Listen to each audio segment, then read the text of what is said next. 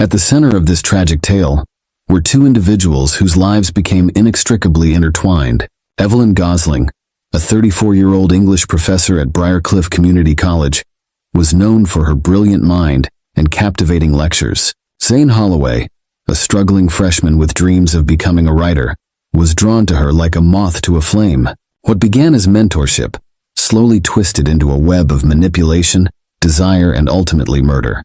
As investigators peeled back the layers of their relationship, they uncovered a dark tale of exploitation, obsession, twisted fantasies, and deadly desperation. Evelyn Gosling's journey to Briarcliff was paved with academic accolades and personal turmoil. Born to wealthy parents in Boston, Evelyn showed early signs of exceptional intelligence. Her father, a stern investment banker, and her mother, a socialite with a penchant for cocktails, provided Evelyn with every material advantage but little emotional support. From a young age, Evelyn learned to use her intellect as a shield, burying herself in books to escape the cold reality of her home life. She excelled in school, skipping 2 grades and entering Harvard. It was there that Evelyn discovered her passion for English literature and her talent for captivating an audience. After completing her PhD at Yale, Evelyn seemed destined for a prestigious position at an Ivy League institution. However, a scandal involving an affair with her married thesis advisor derailed those plans. The academic community's whispered judgments and thinly veiled rejection drove Evelyn to seek refuge in the small town of Briarcliff. At Briarcliff Community College, Evelyn quickly established herself as a rising star.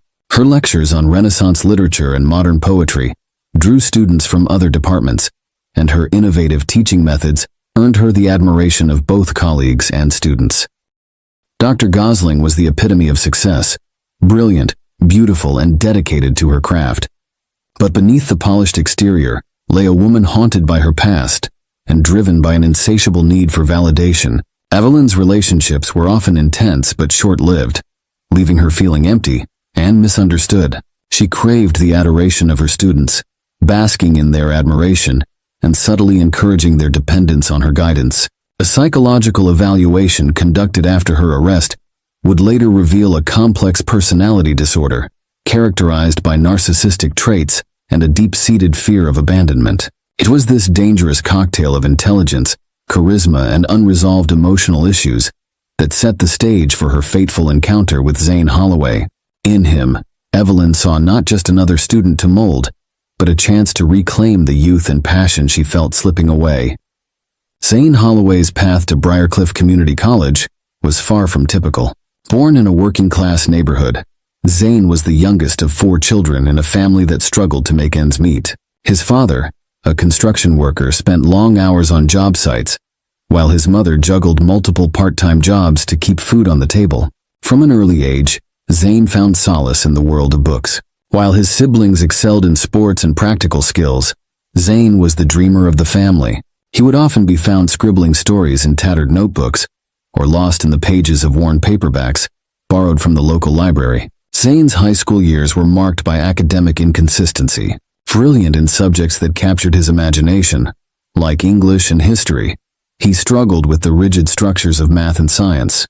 His guidance counselor, Ms. Ramirez, recalled, Zane had a spark of genius when it came to writing, but he lacked the discipline and confidence to truly shine. Despite his potential, Zane's grades were mediocre, and his SAT scores fell short of his aspirations. The rejection letters from his dream colleges were a bitter pill to swallow. But beneath Zane's artistic temperament lay a young man grappling with self-doubt and a desperate need for validation. It was this combination of raw talent, emotional vulnerability, and a burning desire to prove himself that made Zane the perfect target for Evelyn Gosling's manipulation. In her, he saw not just a mentor, but a gateway to the intellectual and artistic world he so desperately wanted to join. As the fall semester began, Zane could never have imagined that his pursuit of literary greatness would lead him down a dark path of ethical compromises, emotional entanglement, and ultimately, to the shores of Lake Briarcliff, where his young life would be cut tragically short. The first day of advanced composition class was a turning point in both Evelyn and Zane's lives, though neither could have predicted the tragic course their paths would take. Evelyn, impeccably dressed in a tailored blazer and pencil skirt, commanded the room with her presence. Her eyes scanned the sea of fresh faces, pausing momentarily on Zane, hunched in the back row, nervously fiddling with his pen. As Evelyn launched into her introductory lecture on the power of narrative, Zane found himself captivated. Her words seemed to speak directly to him, igniting a passion he had long kept buried. When she asked the class to share their favorite authors, Zane surprised himself by raising his hand. His voice trembled slightly as he spoke of his admiration for James Baldwin, earning an approving nod from Evelyn. After class, Evelyn approached Zane. She'd been impressed by his insight and encouraged him to consider submitting work to the college literary magazine. Zane, flushed with pride, stammered his thanks. This brief interaction planted the seeds of what would become a dangerous obsession for both of them. Over the next few weeks, Zane became a fixture in Evelyn's office hours. What began as discussions about assignments gradually evolved into deep conversations about literature, life, and Zane's aspirations.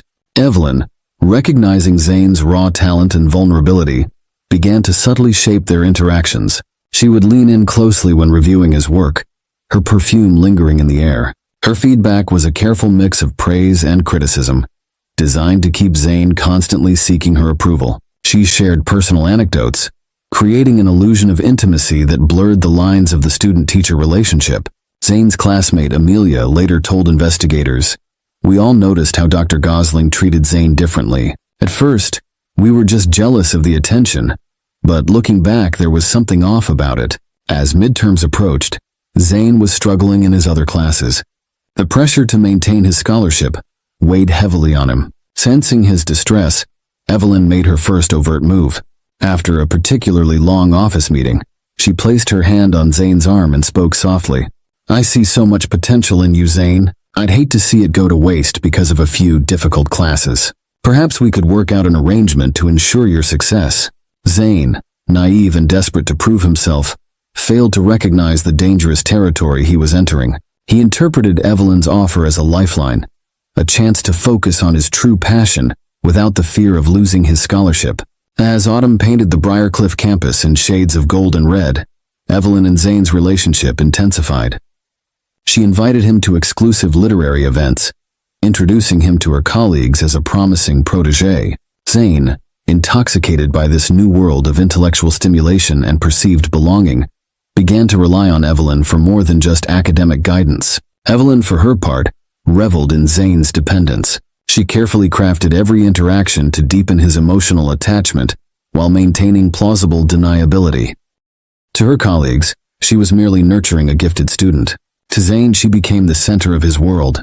By the time the fall semester was coming to a close, the boundaries between mentor and student had become irrevocably blurred. Zane's writing, once filled with diverse influences, now mimicked Evelyn's style and preferences. His social circle had shrunk, with more and more of his time devoted to extra study sessions with Dr. Gosling. Neither Zane nor Evelyn fully realized the dangerous web they were weaving.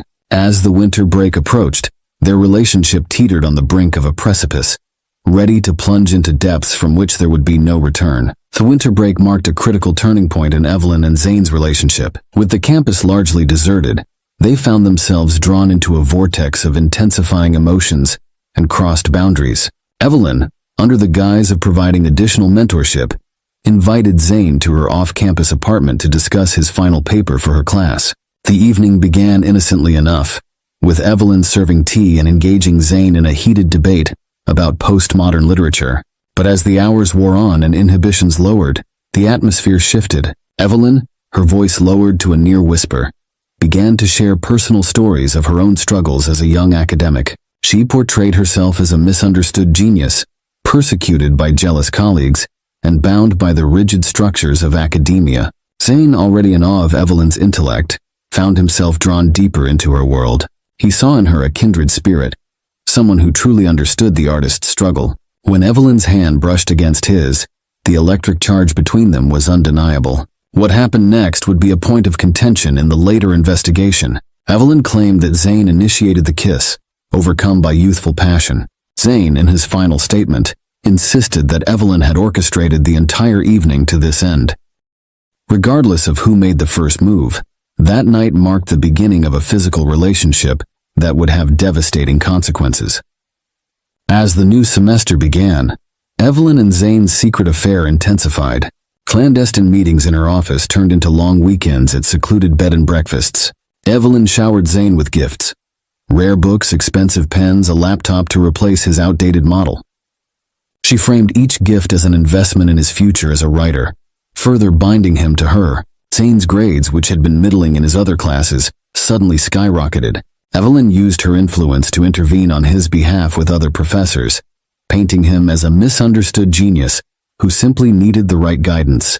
She promised Zane that with her help, he could secure a spot in a prestigious MFA program, bypassing the usual requirements. But as Zane's dependence on Evelyn grew, so did his anxiety. The initial thrill of their forbidden romance began to give way to guilt and fear of discovery. His writing, once vibrant and unique, became a pale imitation of Evelyn's style. His few remaining friends noticed his increasing isolation and erratic behavior. Evelyn, sensing Zane's unease, doubled down on her manipulation. She alternated between lavish praise and cruel criticism, keeping Zane in a constant state of emotional turmoil. She convinced him that their relationship was special, a meeting of twin souls that the ordinary world could never understand. In a particularly chilling move, Evelyn began to insinuate that Zane's success was entirely dependent on her goodwill. During one tense encounter in her office, she casually remarked, "It would be a shame if the ethics board were to investigate the sudden improvement in your grades. They might get the wrong idea about how you've been earning them." The implied threat was clear. Zane, trapped between his ambition and his growing sense of moral unease, began to withdraw into himself. His journal entries from this period, later recovered by investigators, paint a picture of a young man in deep emotional distress. February 15th, "I don't know who I am anymore. Everything I've achieved feels tainted. But how can something so wrong feel so necessary?" March 3rd, "E says she's the only one who truly understands me. Maybe she's right. The thought of losing her terrifies me more than anything." As spring bloomed on the Briarcliff campus, the web of lies and manipulation had grown so thick that Zane could scarcely remember his life before Evelyn. His family, worried by his increasingly infrequent calls home, planned a surprise visit. Evelyn, paranoid about discovery, forced Zane to rebuff them, causing a painful rift. It was during this time that Zane began to confide in his roommate Trevor. While he didn't reveal the full extent of his relationship with Evelyn, he shared enough for Trevor to become deeply concerned. Trevor's worried glances and pointed questions about Zane's relationship with Dr. Gosling would later prove to be the thread that would begin to unravel the whole sordid affair. As the semester neared its end, the pressure on both Evelyn and Zane intensified. Their relationship, built on a foundation of manipulation and false promises, was beginning to crack under the weight of its own contradictions. Neither could have predicted the violent culmination that lay just around the corner, a tragic end to a romance that should never have begun. The catalyst for the tragic events that followed came in the form of a seemingly innocuous email. Dr. Fiona Sullivan, the Dean of Liberal Arts, reached out to Evelyn about Zane's remarkable academic turnaround, expressing interest in featuring him in a college newsletter. For Evelyn, this well-intentioned inquiry set off alarm bells. The thought of increased scrutiny on Zane's achievements filled her with panic. In a frenzy, Evelyn called Zane to her office after hours. The tension was palpable as she paced the room, outlining the danger they were in. Zane, already worn down by months of emotional manipulation, felt the last vestiges of his self-worth crumbling. It was in this charged atmosphere that Zane finally found the courage to confront the reality of their situation. His voice barely above a whisper, he said, "This isn't right, Evelyn. What we're doing is destroying me." Evelyn's reaction was swift and cruel. Her nurturing facade cracked, revealing the ruthless manipulator beneath. She reminded Zane of all she had done for him, how his success was entirely due to her influence. In a chilling moment, she asked, "Do you really think you'd be anything without me? You're nothing but a small-town boy with delusions of grandeur I made you." Zane, his eyes open to the toxic nature of their relationship, felt a surge of anger and self-preservation. He shot back, "This ends now. I'm going to tell the dean everything." The color drained from Evelyn's face. Her carefully constructed world teetered on the brink of collapse. In a last-ditch effort to maintain control, she alternated between threats and pleas, reminding Zane of the consequences they would both face if the truth came to light. But something had shifted in Zane.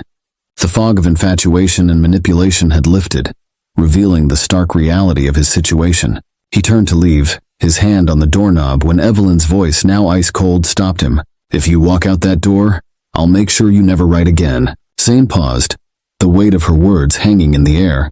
Then, without turning back, he walked out, leaving Evelyn alone with the ruins of her twisted fantasy.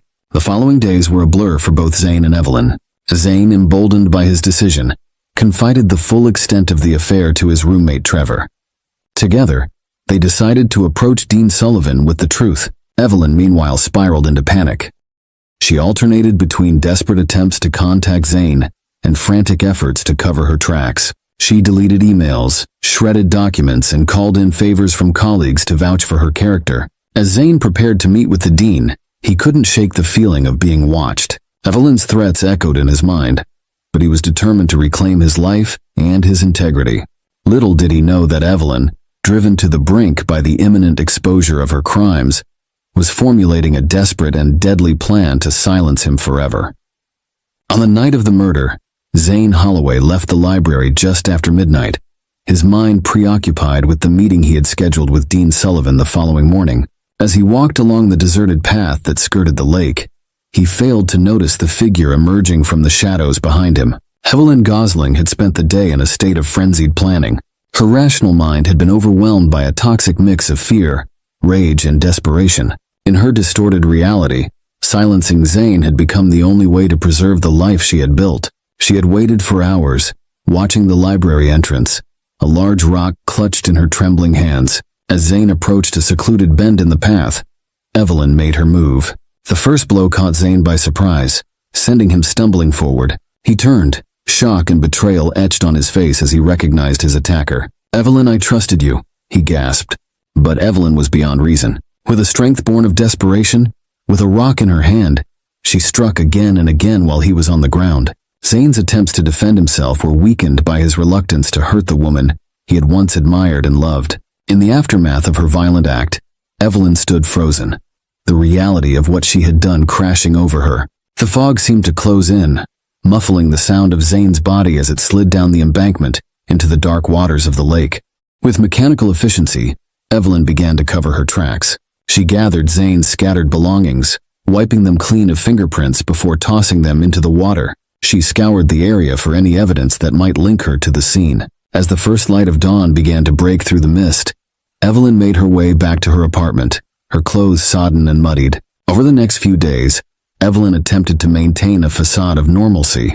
She taught her classes, attended faculty meetings, all while battling the internal chaos of her guilt and fear. When Zane was reported missing, she feigned concern, even joining search parties organized by the college. But the weight of her actions took its toll. Colleagues noted her distracted demeanor and uncharacteristic nervousness. A psychology professor who had known Evelyn for years later recalled, "There was a wildness in her eyes, a tension in her movements. It was as if she was constantly on the verge of flight." Evelyn's carefully constructed alibi began to unravel almost immediately. The rock she had used as a weapon, hastily discarded in a dumpster behind her apartment building, was discovered by a maintenance worker. Security camera footage placed her car near the lake on the night of Zane's disappearance, contradicting her claim of being home all night. As the investigation intensified, Evelyn's paranoia reached new heights. She became convinced that everyone knew her secret. In a moment of panic, she attempted to flee, hastily packing a bag and withdrawing large sums of cash from her bank account. It was this erratic behavior that ultimately led to her undoing. Zane's body, weighed down by rocks, was discovered by a group of students on a weekend fishing trip. The grim discovery sent shockwaves through the Briarcliff community and marked the beginning of the end for Evelyn Gosling. The discovery of Zane Holloway's body transformed the missing person case into a full-blown homicide investigation. Detective Samantha Reeves, a veteran of the Briarcliff Police Department, took charge of the case. Her first steps were to secure the crime scene and order a comprehensive forensic analysis of the area surrounding Lake Briarcliff. The autopsy revealed that Zane had died from blunt force trauma to the head, with drowning as a secondary cause of death. The medical examiner noted defensive wounds on Zane's arms, indicating he had tried to protect himself from his attacker. As news of the murder spread, the idyllic campus of Briarcliff Community College became a hotbed of speculation and fear.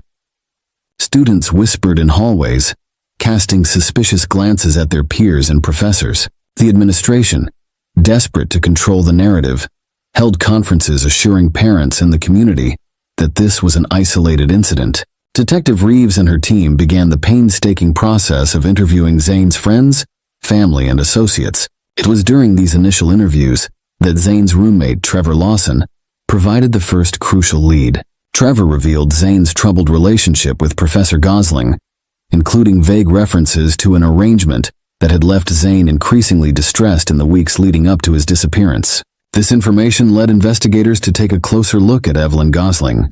On the surface, she appeared to be a grieving mentor, distraught over the loss of a promising student.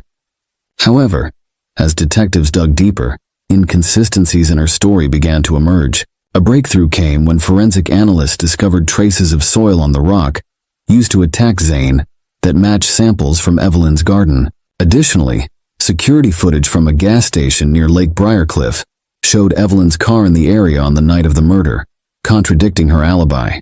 As the evidence mounted, Evelyn's colleagues began to come forward with their own observations. A professor from the psychology department recalled a disturbing conversation with Evelyn just days before Zane's disappearance. She seemed agitated, he told investigators. She kept talking about how she couldn't let everything she'd worked for be destroyed by a misunderstanding. The investigation took another turn when detectives uncovered a series of emails between Evelyn and Zane. While carefully worded, the subtext of these messages hinted at an inappropriate relationship. IT specialists recovered deleted drafts of emails from Evelyn's college account that were far more explicit, detailing her manipulation of Zane and her fears of exposure. The search of Evelyn's apartment yielded damning evidence. Hidden in a locked drawer, detectives found Zane's journal, which detailed the evolution of their relationship and his growing desire to end it. With the wealth of physical evidence and witness testimony, the district attorney's office felt confident in charging Evelyn Gosling with first-degree murder. The arrest sent shockwaves through the community, shattering the image of the brilliant, dedicated professor and exposing the dark underbelly of power dynamics in academia. As Evelyn was led away in handcuffs, the true scope of her deception began to unravel, leaving the Briarcliff community to grapple with the question of how such a predator had hidden in plain sight for so long. Over the next several hours, Evelyn's full confession emerged, painting a disturbing picture of manipulation, abuse of power, and ultimately, murder. She spoke of her initial attraction to Zane's talent and vulnerability, how easy it had been to shape him to her will. Her voice filled with bitterness as she recounted Zane's decision to expose their relationship, describing it as a betrayal that left her no option but to silence him permanently. The trial of Evelyn Gosling was brief but intense. The prosecution presented a mountain of evidence, from forensic analysis to Evelyn's own confession. Despite a vigorous defense attempting to paint her as a victim of her own mental illness, the jury took only 6 hours to return a guilty verdict on all counts. The judge, her voice heavy with the weight of the moment, sentenced Evelyn to life in prison without the possibility of parole. The aftermath of the trial saw significant changes at Briarcliff Community College. The administration implemented strict new guidelines governing faculty-student interactions, and mandatory training on recognizing and reporting inappropriate behavior was instituted. As Briarcliff slowly began to heal, the tragedy left an indelible mark on the community. The shores of Lake Briarcliff, once a place of tranquility and reflection, now stood as a somber reminder of the darkness that can lurk behind the most respectable facades, and the tragic consequences when trust is abused and power is unchecked. Octavia and Oscar Fairweather's love story began like a fairy tale. They met as undergraduates at Creekside College, where Octavia studied art, and Oscar pursued a degree in business administration. Octavia captivated Oscar from the moment he saw her by the campus lake. Oscar, tall and charismatic with a disarming smile, wooed Octavia with his charm and ambition. They married shortly after graduation, with dreams of building a life together in their hometown.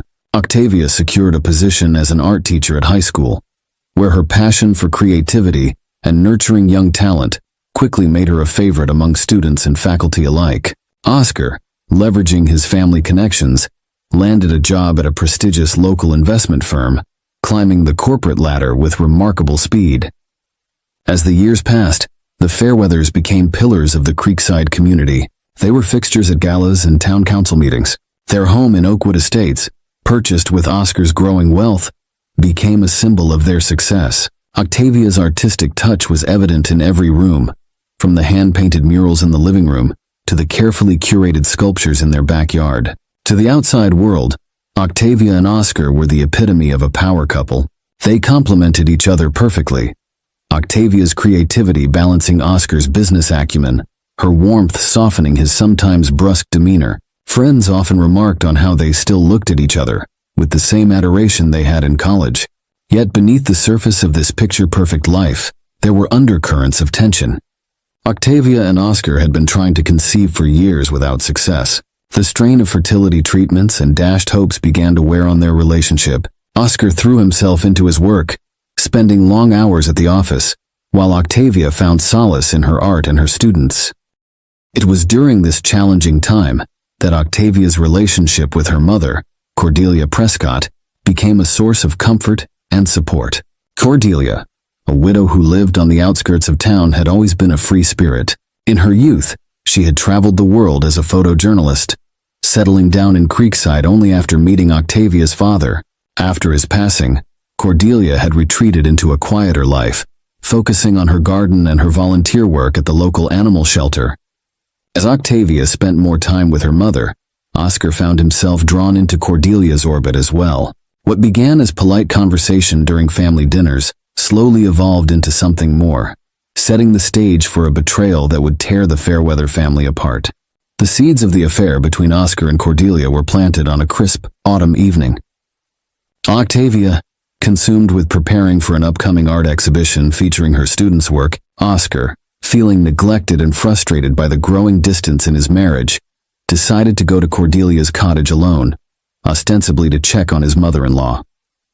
Cordelia, surprised but pleased by the unexpected visit, welcomed Oscar with a warm smile and a glass of her homemade wine. As they sat in her small, cluttered living room, surrounded by eclectic souvenirs from her travels, Oscar found himself opening up about his marital troubles. Cordelia listened with empathy, her eyes, so similar to Octavia's, filled with understanding.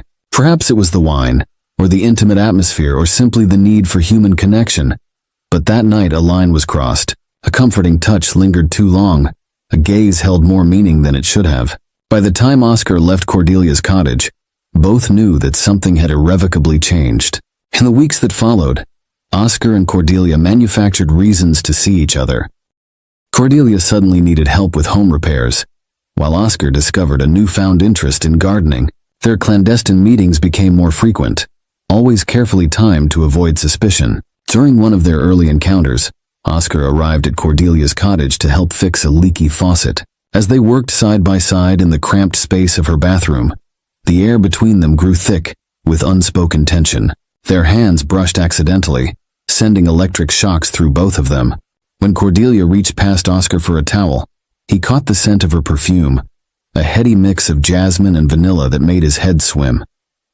Their eyes met in the mirror, and for a moment neither could look away. On a warm Sunday afternoon, Cordelia was showing Oscar how to prune her rose bushes. As she demonstrated the technique, standing close behind him to guide his hands, both were acutely aware of their physical proximity. The gentle brush of her breath on his neck, the warmth of her body against his back, sent shivers down Oscar's spine. When he turned to ask a question, their faces were inches apart. Time seemed to stand still as they stood there, frozen in a moment of forbidden desire. During a rare moment alone at a family gathering, Oscar and Cordelia stole away to the secluded garden behind the house. Hidden from view by a trellis covered in climbing roses, they gave in to their desires.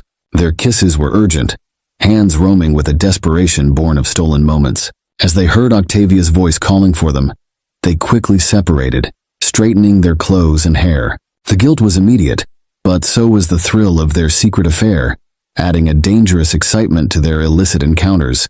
Their affair consumed them, blinding them to the consequences of their actions.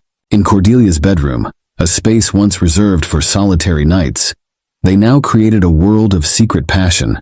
The creak of bed springs and hushed whispers became a symphony of their illicit love, playing out against the backdrop of familial betrayal.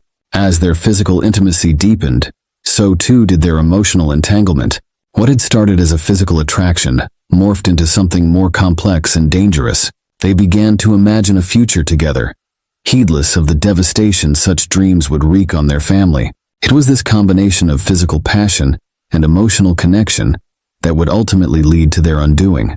They justified their actions in whispered conversations. Oscar spoke of feeling unappreciated and misunderstood by Octavia, while Cordelia confessed to a loneliness that had plagued her since her husband's death. They convinced themselves that their connection was special, something that transcended the boundaries of the conventional. As the affair deepened, so did their web of lies. Oscar began to invent business trips and late meetings. Cordelia feigned illness to avoid family gatherings. They communicated through a secret email account and disposable phones, always careful to cover their tracks. But with each deception, the weight of guilt grew heavier. Oscar found it increasingly difficult to look Octavia in the eye, while Cordelia's interactions with her daughter became strained and awkward.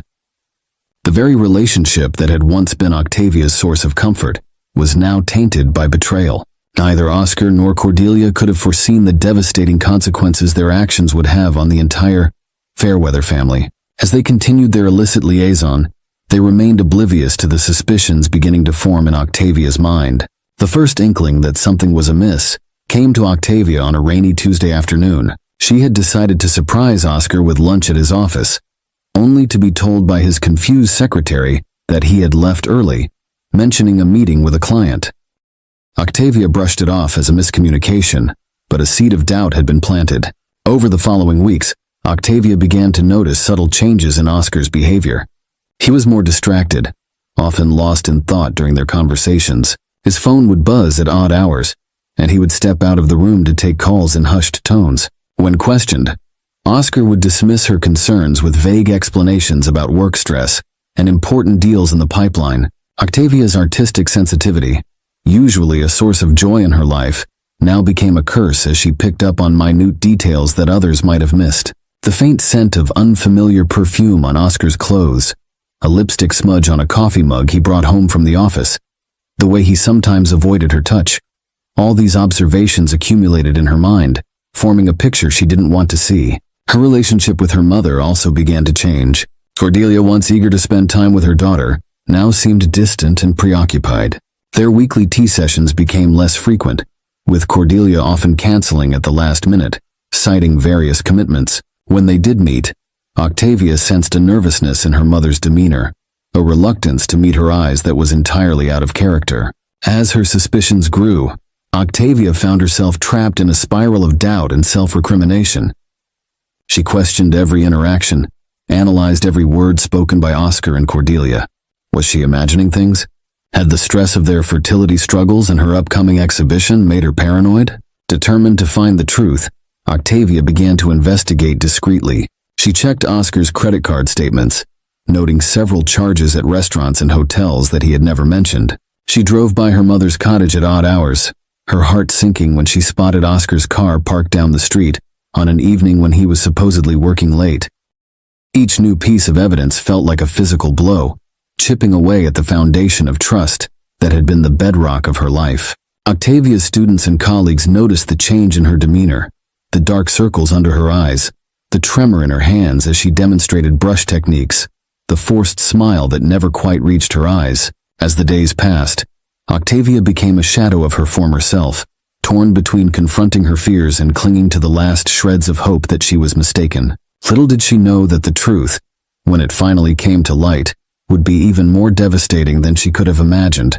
The day Octavia's world shattered began like any other. It was a Saturday, and she had spent the morning at the school, putting the finishing touches on the student art exhibition. Oscar had left early, mumbling something about a golf game with clients. As Octavia drove home, her mind preoccupied with last-minute details for the upcoming show, she decided on a whim to stop by her mother's cottage.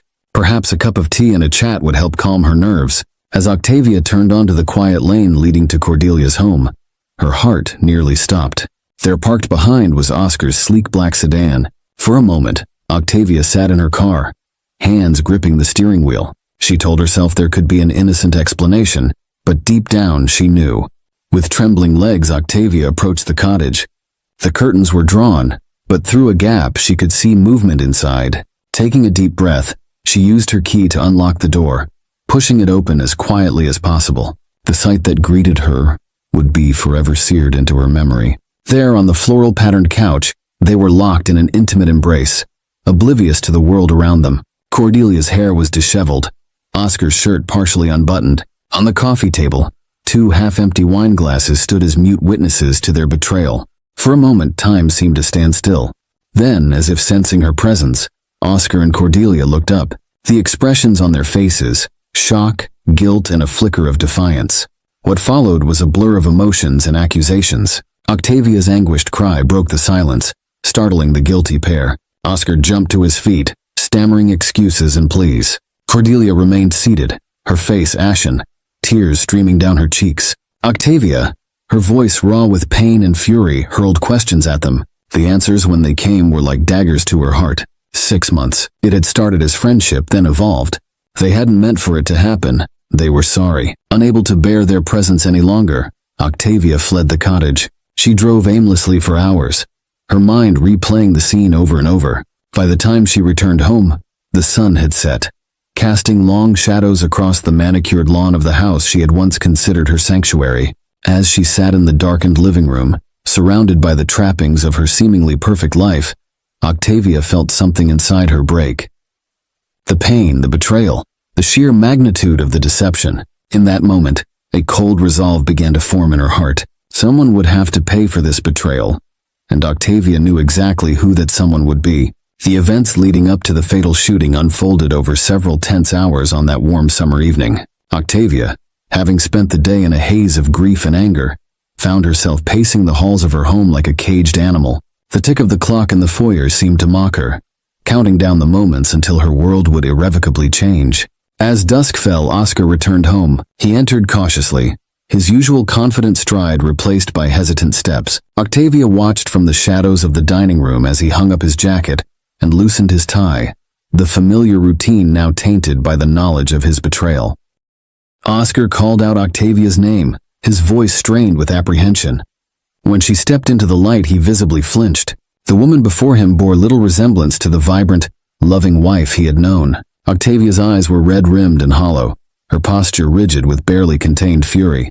Oscar, his face a mask of guilt and desperation, launched into a litany of excuses and apologies. He spoke of feeling neglected, of the pressures of work and their fertility struggles. He claimed the affair had been a mistake, a moment of weakness that had spiraled out of control. With each word, Octavia felt her anger rising, a tide of rage threatening to overwhelm her. Without fully realizing what she was doing, Octavia found herself walking to Oscar's study. She knew he kept a handgun in the desk drawer, a precaution he had insisted on after a series of break-ins in the neighborhood. As if in a trance, she retrieved the weapon, feeling its cold weight in her hand. When she returned to the living room, Oscar's eyes widened in shock and fear. He raised his hands, backing away slowly, his words now coming in a panicked rush. He promised to end the affair, to go to counseling, to do whatever it took to save their marriage. But Octavia barely heard him. In her mind, she saw only images of Oscar and Cordelia together, their betrayal playing on an endless loop. What happened next was a blur of motion and sound. Oscar lunged forward, perhaps trying to disarm her. In that moment of chaos and heightened emotion, Octavia's finger tightened on the trigger. The gunshot was deafening in the confines of the room, followed by an eerie silence, broken only by the tinkling of shattered glass from a fallen picture frame. Oscar staggered backward, a look of disbelief on his face as he pressed his hand to his chest. Blood seeped between his fingers, staining his crisp white shirt crimson. He collapsed to the floor, gasping for breath, his eyes locked on Octavia's in a silent plea. As the reality of what she had done crashed over her, Octavia dropped the gun. It clattered to the hardwood floor, the sound jolting her out of her shocked state. She rushed to Oscar's side, her anger instantly replaced by horror and regret. She pressed her hands against the wound, desperately trying to stem the flow of blood. Oscar's breathing was labored, his skin growing pale. With trembling hands, Octavia reached for her phone, dialing 911. Her voice shook as she gave the dispatcher their address, pleading for an ambulance to hurry. As she waited for help to arrive, she cradled Oscar's head in her lap, whispering a mixture of apologies and pleas for him to hold on. The next few minutes felt like an eternity. Neighbors, alerted by the gunshot, began to gather outside, Through the window, Octavia could see curious faces peering in, their expressions shifting from concern to shock as they took in the scene. She heard muffled voices, someone shouting about calling the police. When the paramedics finally arrived, they worked swiftly to stabilize Oscar. Octavia watched, numb with shock, as they loaded him onto a stretcher and rushed him to the waiting ambulance. As the sirens faded into the distance, Octavia found herself alone in the house, surrounded by the evidence of her actions. It wasn't long before the police arrived. Detective Mia Davis took charge of the scene, her keen eyes taking in every detail. As officers secured the area and began collecting evidence, Detective Davis approached Octavia, who sat motionless on the blood-stained couch.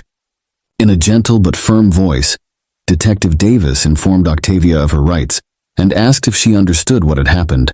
Octavia, her voice barely audible, recounted the events of the day, the discovery of the affair, the confrontation, and the moment the gun went off.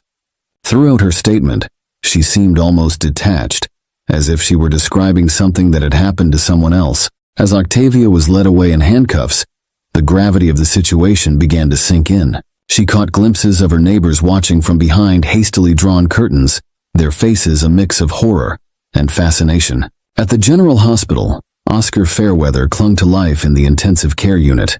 The bullet had missed his heart by mere inches, lodging dangerously close to his spine. As he underwent multiple surgeries, a steady stream of colleagues and family friends visited, their hushed conversations in the waiting room filled with speculation and disbelief. Cordelia Prescott, racked with guilt and shame, attempted to visit her son-in-law but was turned away by the Fairweather family. She retreated to her cottage, refusing to answer calls or open her door. The weight of her role in the tragedy seemed to age her overnight, her once vibrant demeanor replaced by a haunted, hollow-eyed look. Detective Davis, meanwhile, delved deeper into the case.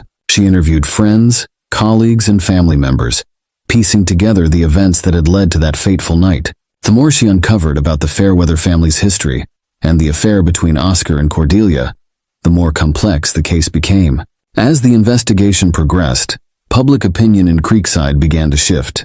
What had initially been seen as a clear-cut case of attempted murder in a fit of rage was revealed to be a tragedy born of betrayal and shattered trust. The town found itself divided, with some sympathizing with Octavia's plight, while others condemned her actions as inexcusable regardless of the circumstances. One of the most crucial pieces of evidence came from an unexpected source. Octavia's best friend and fellow art teacher, Zara, came forward with a series of text messages.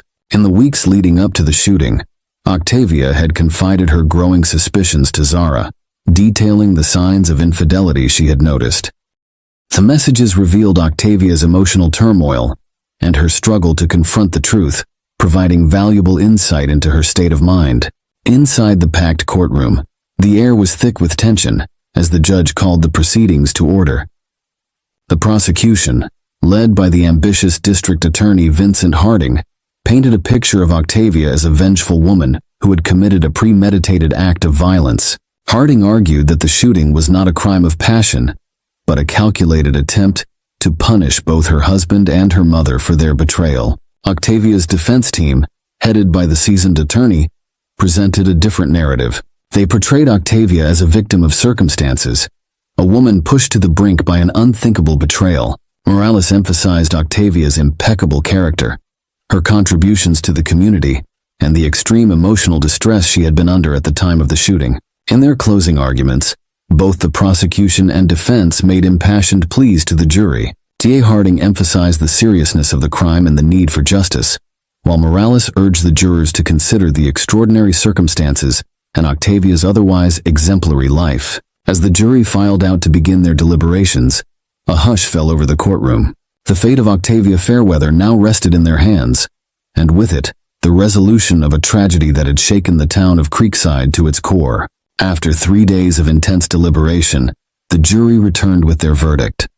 They found Octavia Fairweather guilty of aggravated assault, a lesser charge than the attempted murder the prosecution had pushed for. The courtroom erupted in a mix of gasps and murmurs as the verdict was read, with Octavia standing stoically beside her attorney. The judge, taking into account Octavia's previously unblemished record and the extraordinary circumstances of the case, sentenced her to 5 years in prison with the possibility of parole after 3 years. Additionally, Octavia was mandated to undergo psychological counseling and complete an anger management program. The sentence was met with mixed reactions. Some felt it was too lenient given the severity, while others believed it appropriately balanced justice with compassion. As Octavia was led away from the courtroom, the weight of her actions and the long road ahead seemed to finally settle on her shoulders. Oscar, having recovered from his physical wounds but forever changed by the experience, had moved to a different state to start anew. He and Octavia had divorced during her incarceration, their communication limited to formal letters and occasional phone calls. Despite the pain of their shared past, there was a tentative forgiveness between them, born of mutual understanding and regret. Cordelia had retreated from public life entirely. She lived as a virtual recluse in her cottage, her only contact with the outside world being the occasional visit from a home health aide. The weight of her role in the tragedy had taken a severe toll on her health and spirit. As Creekside slowly heals and life moves forward, the story of Octavia, Oscar, and Cordelia remains a powerful reminder of how quickly and irrevocably lives can change. It challenges us to examine our own relationships, to value the trust placed in us by our loved ones, and to consider the far-reaching impacts of our choices. Abigail Renee Crawford was born in 1975 to a middle-class family in Hartford, Connecticut. From a young age, she displayed a keen intellect and a drive for success. Her parents, both educators, instilled in her a love for learning and a strong work ethic. Abigail excelled in school, particularly in mathematics and economics, earning a full scholarship to Yale University. Theodore Blackwell, born in 1970, came from old money. His family's wealth, accumulated through generations of savvy investments and political connections, afforded him a life of privilege. Despite this, Theodore was determined to make his own mark on the world. He attended Harvard Business School, where he honed his natural talent for strategy and networking. Their paths crossed in the summer of 1997 at a finance conference in New York City. Abigail, fresh out of college and working as a junior analyst at a prestigious firm, was immediately drawn to Theodore's confidence and charm. Theodore, in turn, was captivated by Abigail's sharp wit and ambition.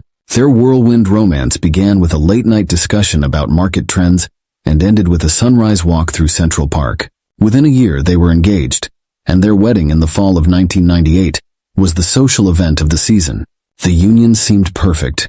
Theodore's business acumen combined with Abigail's financial expertise made them a formidable power couple. They settled in Ashbury, where Theodore started his consulting firm, with Abigail by his side as CFO. The early years of their marriage were filled with success and happiness. The company grew rapidly, attracting high-profile clients and establishing a reputation for innovative solutions. Abigail and Theodore worked seamlessly together, their complementary skills driving the company to new heights. They became fixtures in Ashbury's social scene, hosting lavish parties and generously supporting local charities. To the outside world, the Blackwells appeared to have it all: a thriving business, a beautiful home, and a strong, loving partnership. Friends and acquaintances often remarked on their apparent devotion to each other, citing the longing looks and gentle touches they shared even after years of marriage. Little did anyone suspect that beneath this veneer of marital bliss, the seeds of betrayal had already been planted, waiting for the right moment to sprout and ultimately destroy everything they had built together. The cracks in the Blackwells' perfect facade began to show in the spring of 2006. Abigail, who had always prided herself on her intuition, started to notice subtle changes in Theodore's behavior. Late nights at the office became more frequent, and his explanations grew increasingly vague. The affectionate gestures that had once been so natural between them now seemed forced and perfunctory. Driven by a gnawing suspicion, Abigail began to pay closer attention to Theodore's movements and communications. She noticed mysterious charges on their credit card statements and overheard hushed phone conversations that abruptly ended when she entered the room. Despite her growing unease, Abigail maintained a calm exterior, unwilling to confront Theodore without concrete evidence. The confirmation of her worst fears came on a rainy Tuesday afternoon in April. Theodore had left his laptop at home while rushing to a meeting. A notification popped up on the screen, an email from an unknown address with the subject line, "Can't wait to see you tonight, my love."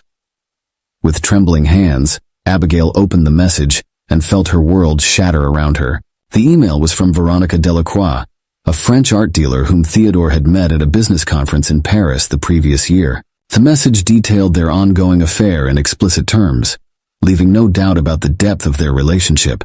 Attached were intimate photos that twisted the knife even further into Abigail's heart.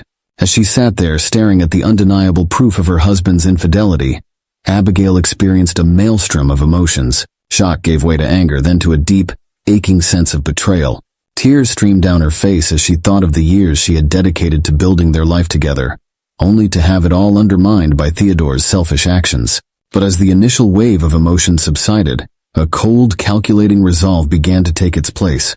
Abigail realized that she had a choice to make. She could confront Theodore and risk losing everything, or she could bide her time and craft a revenge so complete that it would destroy him utterly. In that moment, as rain lashed against the windows of their mansion, Abigail Blackwell made a decision that would set in motion a chain of events that would change their lives forever. In the days following her discovery, Abigail moved through her daily routine like an automaton, her mind constantly churning with plans and possibilities. She knew that if she was to have her revenge, it would require patience, cunning, and an iron will. Abigail was determined to hit Theodore where it would hurt him most, his pride and his wallet. The first step was to ensure that Theodore remained oblivious to her knowledge of his affair. Abigail drew upon her considerable acting skills, honed through years of navigating high society events, to present a facade of normalcy. She continued to play the role of the devoted wife, all the while observing Theodore's every move with new eyes. As she watched him go about his daily life, lying effortlessly and taking her devotion for granted, Abigail's resolve only strengthened. She began to formulate a plan that would not only secure her financial future, but also bring Theodore to his knees. The opportunity presented itself sooner than she had anticipated. Over dinner one evening, Theodore mentioned a potential new venture, a revolutionary financial technology platform that he believed could revolutionize the industry. His eyes gleamed with excitement as he spoke of the potential profits and prestige such a project could bring. Abigail saw her chance and seized it. She listened intently, asking insightful questions and offering enthusiastic support. Over the next few weeks, she subtly guided Theodore's thinking, using her financial expertise to highlight the potential benefits of the venture. She suggested that they invest heavily in the project, positioning it as a way to secure their future and leave a lasting legacy. Theodore, blinded by his own ambition and Abigail's apparent support, agreed wholeheartedly. Together, they began to pour substantial resources into developing the platform. Abigail insisted on being closely involved in every aspect of the project, citing her desire to support Theodore's vision fully. Behind the scenes, however, Abigail was laying the groundwork for her grand deception. She meticulously created a network of shell companies and offshore accounts, carefully hidden beneath layers of legitimate transactions. As the company began to generate profits, Abigail implemented a complex system of financial misdirection, siphoning off small amounts that would go unnoticed in the grand scheme of things. To further cover her tracks, Abigail cultivated relationships with key players in the financial world. She attended conferences, joined professional organizations, and built a reputation as a savvy businesswoman in her own right. These connections would prove invaluable in the years to come, providing her with both information and potential allies. Throughout this period, Abigail maintained her composure with remarkable discipline. She continued to play the role of the supportive wife, even as she worked tirelessly to undermine everything Theodore held dear. There were moments when the weight of her deception threatened to overwhelm her, but she would steel herself by remembering the pain of Theodore's betrayal. As the months turned into years, Abigail's secret fortune grew, hidden away in accounts across the globe. She knew that her plan would take time to come to fruition, but she was prepared to wait. After all, revenge, like the finest wine, only improves with age. Over the next decade, the company grew from a promising startup into a juggernaut of the financial technology world. Theodore Blackwell became a celebrated figure in business circles, lauded for his visionary leadership and innovative approach. Abigail stood by his side at every public appearance, the picture of a supportive and proud wife. Behind closed doors, however, Abigail was the true architect of the company's success. Her financial acumen and strategic thinking were the driving forces behind the company's most successful initiatives. She worked tirelessly, not only to ensure the company's growth but also to perfect her intricate system of embezzlement. As the company expanded, so did the opportunities for Abigail to divert funds. She created a labyrinth of transactions, each one carefully designed to be just small enough to avoid detection. Profits were funneled through a series of intermediary companies before ending up in her secret accounts. Abigail took advantage of international banking laws and cryptocurrency to further obscure the money trail. Theodore, caught up in the whirlwind of success and his ongoing affair with Veronica, remained blissfully unaware of Abigail's machinations. He basked in the glow of public adoration, accepting awards and giving keynote speeches at prestigious events. His ego grew in proportion to the company's success, making him even more susceptible to Abigail's subtle manipulations. Abigail used Theodore's inflated sense of self-importance to her advantage. She encouraged him to take more risks, to expand into new markets, and to make bold acquisitions. Each new venture provided her with fresh opportunities to siphon off funds. She was careful to ensure that the company remained profitable and continued to grow, knowing that its success was crucial to maintaining her cover. As the years passed, Abigail's secret fortune grew to staggering proportions. She invested wisely, diversifying her hidden portfolio to include real estate, precious metals, and art. She even set up a separate identity, Evelyn Sinclair, complete with impeccable documentation, which she would use to manage her assets and eventually make her escape.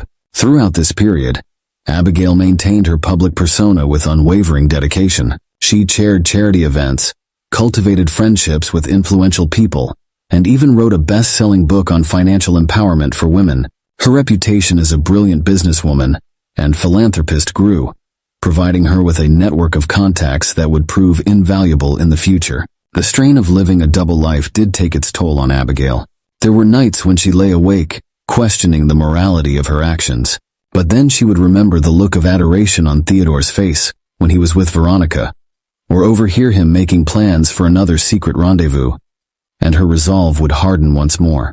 As the company approached its 10th anniversary, Abigail knew that the time to execute the final phase of her plan was drawing near. The company had reached a peak in its valuation, and market analysts were beginning to question whether its growth could be sustained. Abigail recognized that this was the perfect moment to strike, when Theodore's guard was down and the financial world was still singing his praises. In preparation for her endgame, Abigail began to subtly withdraw from her roles in both the company and their social life. She cited a desire to focus on her philanthropic work and personal projects. Theodore, self-absorbed as ever, barely noticed the change. He was too preoccupied with maintaining his public image and managing his affair to pay much attention to his wife's activities. As the pieces of her plan fell into place, Abigail felt a mix of anticipation and trepidation. She had spent 13 years meticulously crafting her revenge, and soon she would see it come to fruition. The empire she had helped build was about to crumble, and from its ashes, she would emerge reborn, wealthy beyond measure, and finally free from the shackles of her fraudulent marriage. Despite Abigail's meticulous planning and execution, there were several moments over the years when her scheme came dangerously close to unraveling. These close calls served as stark reminders of the precarious nature of her deception and forced her to adapt and refine her methods constantly. One of the most harrowing incidents occurred in 2012, when the company underwent a routine audit by an external firm. The lead auditor, a sharp-eyed accountant named Dominic Farrell, began to ask pointed questions about certain discrepancies he had noticed in the company's financial records. Abigail's heart raced as she realized that Farrell was dangerously close to uncovering her embezzlement scheme. Thinking quickly, Abigail orchestrated a series of distractions and misdirections. She accidentally spilled coffee on Farrell's laptop, necessitating a delay in the audit. During this time, she worked feverishly to patch the holes in her financial smokescreen. When the audit resumed, Abigail had managed to cover her tracks, but the experience left her shaken and more cautious than ever. Another complication arose in 2015, when Theodore unexpectedly decided to bring in a new CFO, citing his desire for Abigail to have more time for her philanthropic pursuits. The new CFO, Reginald Hartley, was known for his forensic approach to financial management. Abigail knew that Hartley's presence posed a significant threat to her operations. To neutralize this threat, Abigail employed a multifaceted approach.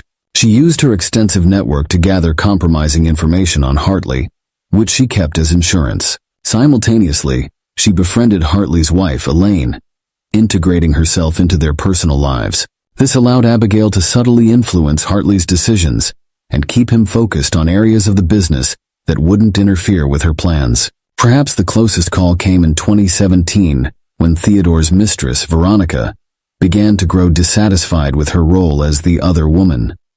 In a fit of jealousy, Veronica threatened to expose the affair to Abigail. Unbeknownst to both Theodore and Veronica, Abigail intercepted this threat. Recognizing the potential for this situation to derail her carefully laid plans, Abigail took decisive action. She anonymously provided Veronica with evidence of Theodore's other indiscretions, effectively turning Veronica against him.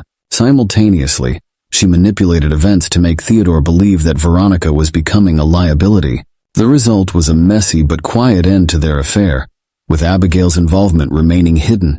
Each of these close calls left Abigail increasingly paranoid and isolated. The constant stress of maintaining her facade while orchestrating her complex revenge began to take a toll on her mental and physical health. Yet each near discovery only strengthened her resolve. She knew that she had come too far and sacrificed too much to let her plan fail now. As 2019 dawned, Abigail sensed that the time had come to set the final stage of her plan in motion. The company had reached its zenith, with a market valuation that exceeded even Theodore's wildest dreams. The financial world was at their feet, and Theodore's ego had never been more inflated. It was the perfect moment for Abigail to pull the rug out from under him. Over the past few months, Abigail had been methodically transferring her hidden assets to her alter ego, Evelyn Sinclair. She had purchased a secluded villa in the south of France under this name, and had begun the process of establishing a new life there.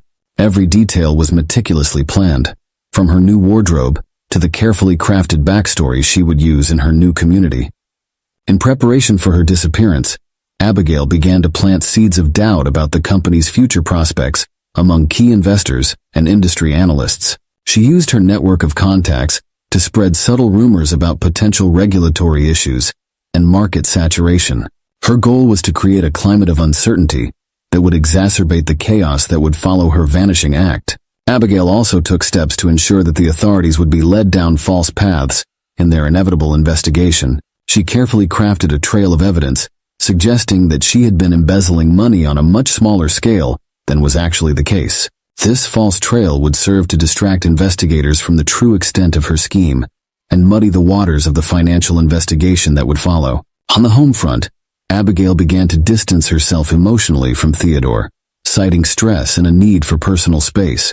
She spoke of taking a solo vacation to find herself, laying the groundwork for her disappearance. Theodore, self-absorbed as ever, barely registered these changes in his wife's behavior. The night before her planned departure, Abigail allowed herself a moment of reflection. She stood in her walk-in closet, surrounded by the trappings of the life she was about to leave behind.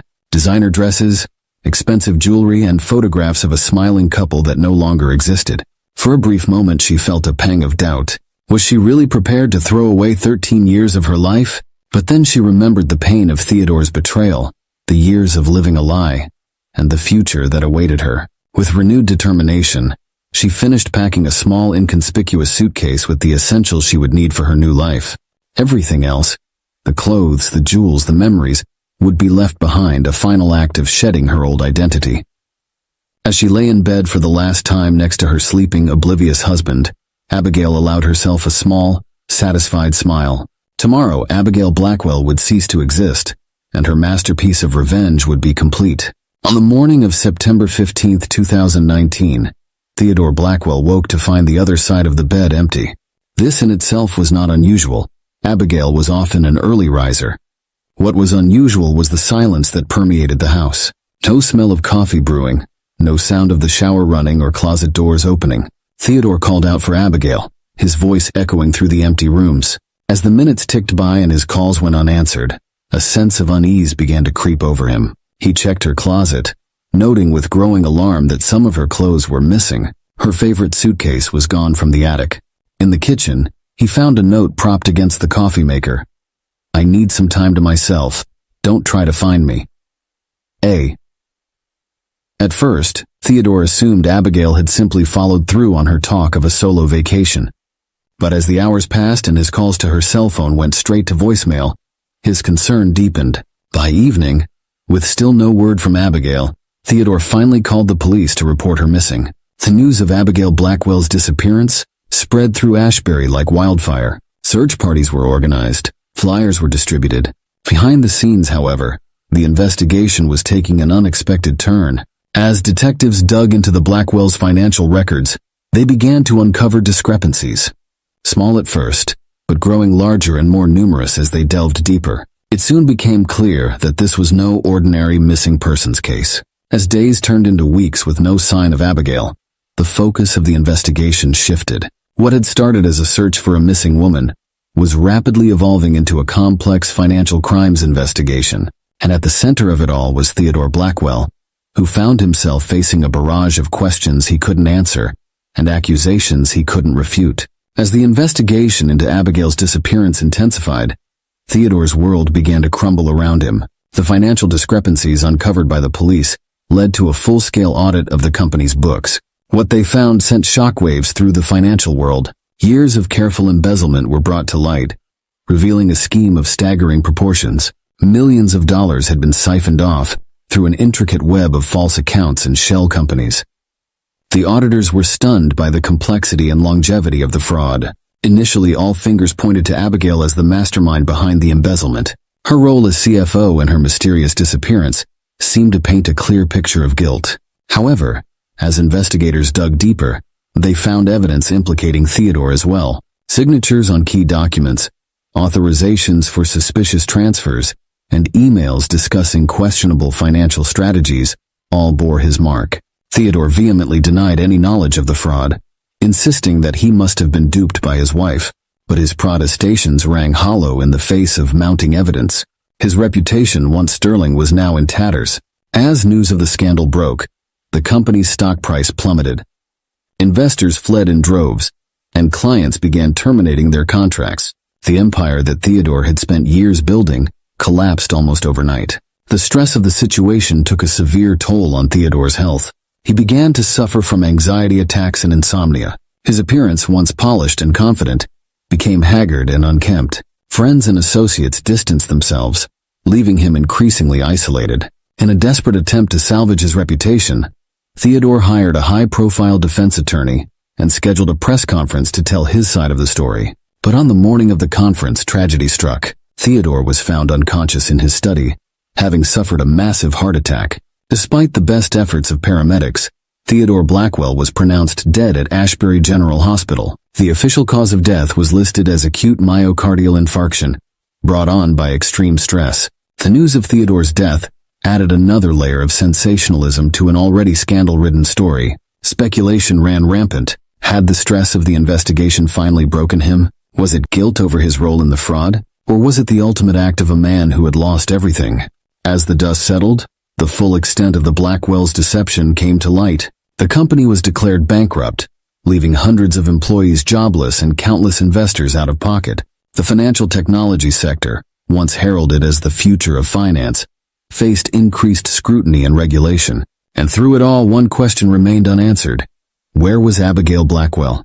Some painted Abigail as a criminal mastermind, orchestrating one of the most audacious frauds in financial history. Others saw her as a victim, forced to take drastic action to escape an unfaithful husband.